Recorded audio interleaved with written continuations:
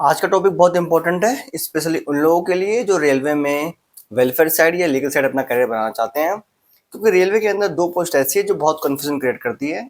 एक है staff and welfare inspector and second है चीफ लॉ असिस्टेंट। दोनों ही पोस्ट बहुत इंपॉर्टेंट है, दोनों ही पोस्ट अच्छी हैं, दोनों ही पोस्ट रिस्पेक्टफुल है। But question is which one is better. So आज मैं अपने एक्सपीरियंस से बिना किसी बायसनेस के एक क्लियर पिक्चर आपको दूंगा। तो सबसे पहले हम नेचर ऑफ वर्क के अकॉर्डिंग बेसिक डिफरेंस की बात कर लेते हैं। अगर सीएलए की मैं बात करूं, CLA means chief law assistant. तो सीएलए एक ऐसी जॉब है जहां पे आपको लीगल वर्क देखना होता है, यानी कोर्ट में अपीयर होना या कोर्ट केसेस की मॉनिटरिंग करना, इस तरह के काम होते हैं। वहीं अगर वेलफेयर इंस्पेक्टर की बात करूं तो वो एक ऐसी जॉब है जहां पे आपको स्टाफ कांटेक्ट करना पड़ता है और वेलफेयर से संबंधित जितनी भी पॉलिसीज है उनको इम्प्लीमेंट कराना होता है। इन शॉर्ट में मैं आपको बताऊं तो वेलफेयर इंस्पेक्टर में आपका ह्यूमन मैनेजमेंट या बोले तो पर्सनल मैनेजमेंट का काम होता है। वहीं लीगल के अंदर में अगर आप बात करूं सीएलए की, तो सीएलए के अंदर लीगल एप्टीट्यूड की रिक्वायरमेंट होती है। अगर मैं एंट्री लेवल पे क्वालिफिकेशन की बात करूं तो सीएलए के लिए एलएलबी प्लस 3 इयर्स की बार में प्रैक्टिस का होना अनिवार्य है। और अगर आप रेलवे के एग्जिस्टिंग एम्प्लॉई है तो उस केस के अंदर आपकी 5 इयर्स की वर्किंग प्लस में एलएलबी का होना अनिवार्य है। वहीं अगर मैं बात करूं स्टाफ एंड वेलफेयर इंस्पेक्टर की, तो उसके लिए आपको एलएलबी विद लेबर लॉ या फिर एमबीए विद लेबर लॉ, या इसके अलावा अगर आपके डिप्लोमा वेलफेयर में या फिर लेबर लॉज में है तो आप इसके लिए एलिजिबल हैं। इसमें आपको किसी भी तरह की प्रैक्टिस की आवश्यकता नहीं है। अगर एंट्री लेवल पे मैं एज लिमिट की बात करूं तो सीएलए के लिए 18 साल से लेके 40 साल तक की एज का क्राइटेरिया है। वहीं स्टाफ एंड वेलफेयर इंस्पेक्टर के लिए 18 साल से 33 साल तक का एज लिमिट है। अगर एग्जाम पैटर्न और सिलेबस की मैं बात करूं तो दोनों के केस के अंदर ही टायर 1 का सिर्फ एग्जाम होता है, जो कि एक MCQ based computer based paper होता है, जिसके अंदर दो पार्ट होते हैं। पार्ट ए यानी कि professional ability and part B यानी कि जिसके अंदर 4 सेक्शन होते हैं, जिसमें आपका general intelligence and reasoning, mathematics, general science and general awareness होता है। वहीं अगर मैं लीगल की बात करूं यानी पार्ट ए की, तो वेलफेयर इंस्पेक्टर के लिए सिर्फ लेबर लॉज पूछे जाते हैं, उससे पर्टेनिंग जो बेयर एक्ट है वहां से क्वेश्चंस आते हैं। वहीं अगर मैं बात करूं सीएलए की, तो सीएलए का जो पार्ट ए का सिलेबस है यानी प्रोफेशनल एबिलिटी का, वो काफी वास्ट है। उसके अंदर जूरिस्प्रूडेंस, सीपीसी या एविडेंस एक्ट, इस तरह के बहुत ज्यादा एक्ट्स पूछे जाते हैं, यानी जो उसका सिलेबस का दायरा है काफी बड़ा है। Now the most relevant and frequently asked question is, दोनों को काम क्या करना पड़ता है। तो अगर मैं सीएलए की बात करूं तो ड्राफ्टिंग से रिलेटेड काम या कोर्ट में अपीयरेंस या लाइजनिंग करना कोर्ट में और एडमिनिस्ट्रेशन के बीच में, इस तरह के काम सीएलए करता है। सीएलए का ज़्यादातर काम डेस्क बेस्ड होता है, यानी कि ऑफिस बेस्ड होता है। इसमें लीगल ड्राफ्टिंग, केस का फॉलोअप करना, एडमिनिस्ट्रेशन को लीगल एडवाइस देना, कोर्ट रजिस्ट्री और एडवोकेट के साथ प्रॉपर लाइजनिंग रखना, ये इंपॉर्टेंट काम उनके होते हैं। इनका वर्क ऑफ नेचर इस तरह का होता है कि यहाँ पे प्रॉम्प्टनेस और अलर्टनेस का होना मैंडेटरी होता है। एक बेसिक एटिकेट किसी भी सीएलए का होता है। सीएलए कोर्ट केसेस के चलते फ्रिक्वेंटली कोर्ट में भी मूवमेंट करते हैं। अब मैं बात करता हूँ एक बार वेलफेयर इंस्पेक्टर की। वेलफेयर इंस्पेक्टर की अगर जॉब प्रोफाइल की मैं बात करूँ तो इनका जो वर्क ऑफ नेचर होता है वो मैक्सिमम स्टाफ कॉन्टेक्ट से रिलेटेड होता है, जहाँ पे इनका काम वेलफेयर करना होता है। इसमें कई सारे वर्क उनको असाइन होते हैं, जैसे कि कंपेशनेट ग्राउंड अपॉइंटमेंट के मैटर्स में पूरी इंक्वायरी कंप्लीट करना या डॉक्यूमेंट्स की वेरिफिकेशन करना, स्टाफ ग्रीवांसिंग हैंडलिंग, हर महीने जितने भी रिटायरमेंट के केसेस होते हैं उनको सुपरवाइज करना, उनका टाइमली सेटलमेंट कराना, वर्कमैन कंपनसेशन एक्ट के तहत एम्प्लॉय को कंपनसेशन दिलवाना। उसके बाद में एक एफजे होता है, फैक्चुअल जॉब एनालिसिस, जिससे काम के घंटे निर्धारित होते हैं, वो भी इंस्पेक्टर का ही काम होता है। इसके अलावा वेलफेयर से रिलेटेड बहुत सारी एक्टिविटीज होती है, जैसे कि हेल्थ चेकअप कैंप कराना, इस तरह की एक्टिविटीज जो वेलफेयर से संबंधित है वो भी WLI यानी वेलफेयर इंस्पेक्टर कराता है। अब एक बार हम इनकी सैलरी एंड प्रमोशन एवेन्यूज की भी बात कर लेते हैं। सीएलए की अगर मैं इनिशियल सैलरी की बात करूं तो ये इनका बेसिक पे 44,900 होता है। और अगर इन हैंड सैलरी की मैं बात करूं तो ये लगभग लगभग किसी भी एक्स सिटी के अंदर 78 से 80 हज़ार रुपये पर मंथ सैलरी लेते हैं। वहीं अगर मैं SWI की बात करूं तो इनका बेसिक पे 35,400 होता है, यानी कि पे लेवल 6 की जॉब है।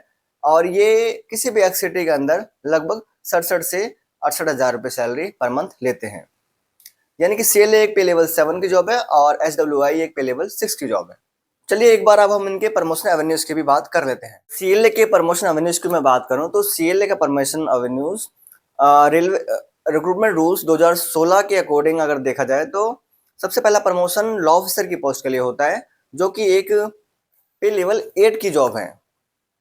इसके लिए यहाँ मिनिमम जो क्वालिफिकेशन होती है वो 2 इयर्स का एक्सपीरियंस होता है। ये 2 इयर्स की इंफ्रास्ट्रक्चर सर्विस का होना आपके लिए अनिवार्य है। ये रिटन एग्जाम और विवा वॉश के बेसिस पे होता है।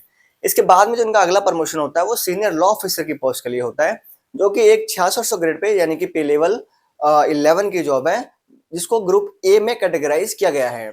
सीनियर लॉ ऑफिसर की पोस्ट में प्रमोशन के लिए आपका लॉ ऑफिसर की पोस्ट में 5 इयर्स की सर्विस का होना अनिवार्य होता है।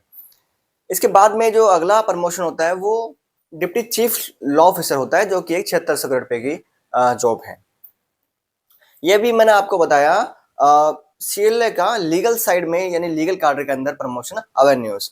अभी इसमें एक और ऑप्शन आपके पास अवेलेबल होता है जिसकी मैं बात अभी आपसे करने वाला हूँ, लेकिन उससे पहले मैं आपसे बात कर लेता हूँ वेलफेयर इंस्पेक्टर के प्रमोशन एवेन्यूज की। वेलफेयर इंस्पेक्टर का प्रमोशन एवेन्यूज अगर हम वेलफेयर कार्डर में बात करें तो इसके बाद में चीफ वेलफेयर इंस्पेक्टर होता है, जो कि एक पे लेवल 7 यानी कि 4600 ग्रेड पे की जॉब है।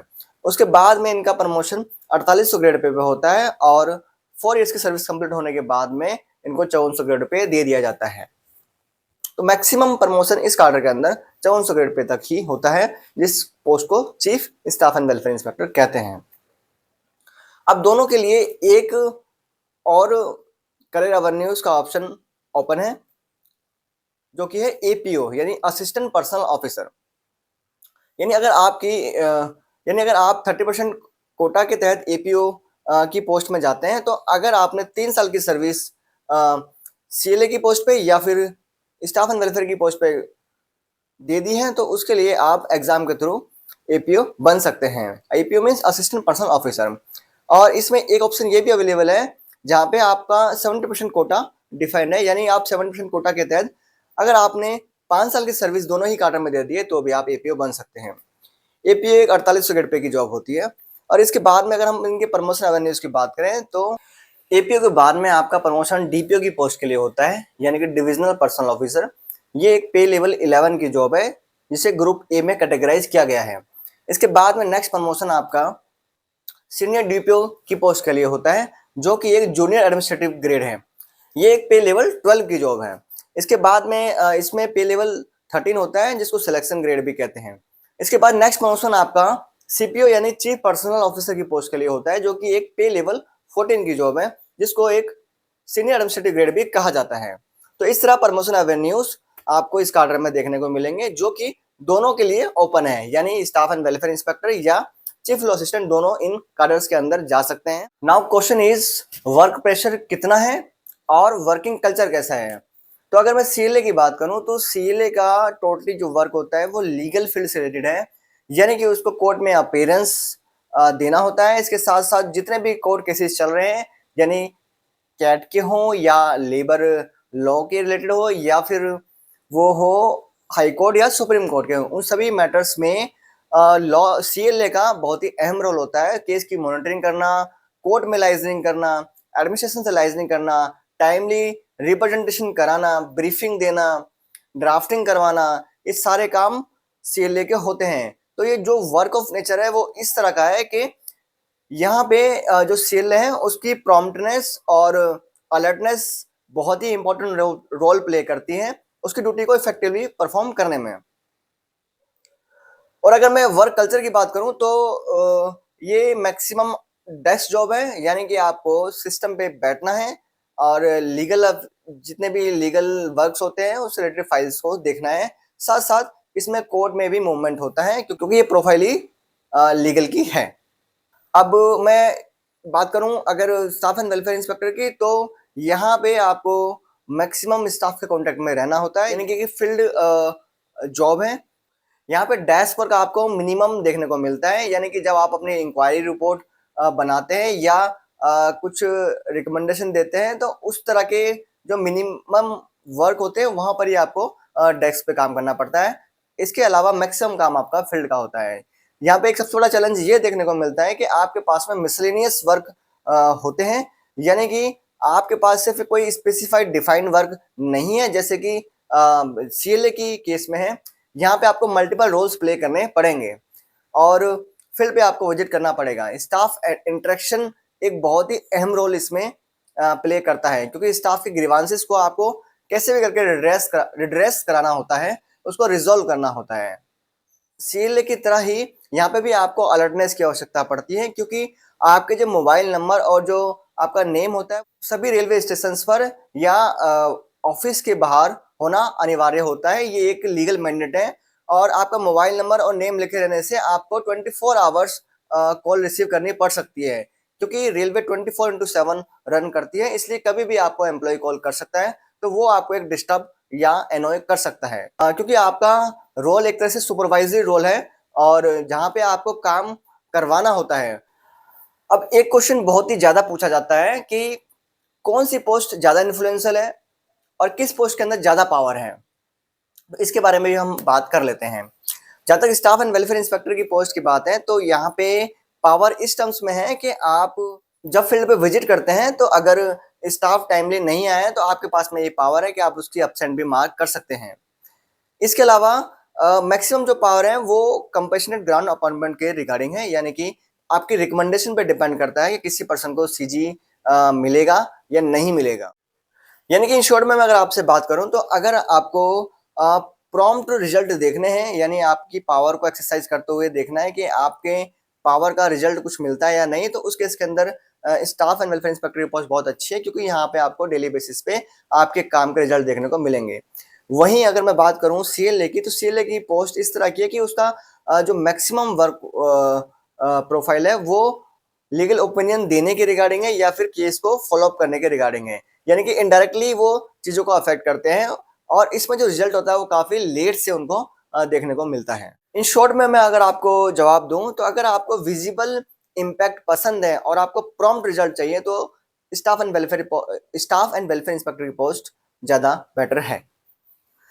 Now the last question is which post is better, and final verdict is कि अगर आपको कोर्ट में जाना पसंद है, आपको लॉस से प्यार है, यानी आप लीगल्स यानी कि आप इनेक्ट्समेंट लॉस या रूलिंग से बहुत प्यार करते हैं, तो आपको डेफिनेटली सीएलए की पोस्ट के लिए जाना चाहिए, जहां पे आप अपना लीगल एप्टीट्यूड को अप्लाई कर सकते हैं। लेकिन अगर आपको वेलफेयर से प्यार है, यानी कि अगर आपका एप्टीट्यूड इस तरह का है कि आपको लोगों को प्रॉम्प्टली रिस्पॉन्स करना है, प्रॉम्प्टली उनको बेनिफिट पहुंचाना है, तो निश्चित रूप से आपको स्टाफ एंड वेलफेयर इंस्पेक्टर बनना चाहिए। एंड चूंकि मैं लॉ ऑफिसर भी रहा हूं, मैंने कोर्ट में भी काम किया और साथ में प्रेजेंट में मैं अभी वेलफेयर इंस्पेक्टर की पोस्ट पे भी हूं, तो इस बेसिस पे मेरा पर्सनल ओपिनियन ये है कि आपका एप्टीट्यूड मैटर करता है, ना कि ये मैटर करता है कि पोस्ट अच्छी है या बुरी है। सभी पोस्ट लगभग सेम ही होती है, ये आपका नेचर है जो आपको ये पसंद करवाता है कि ये पोस्ट अच्छी है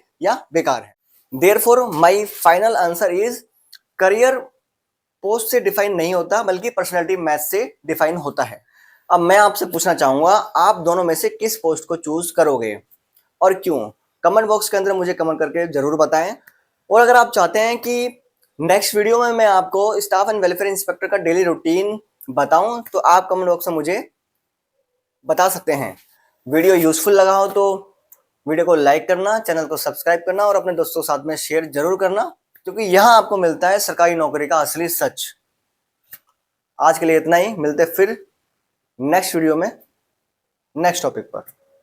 धन्यवाद।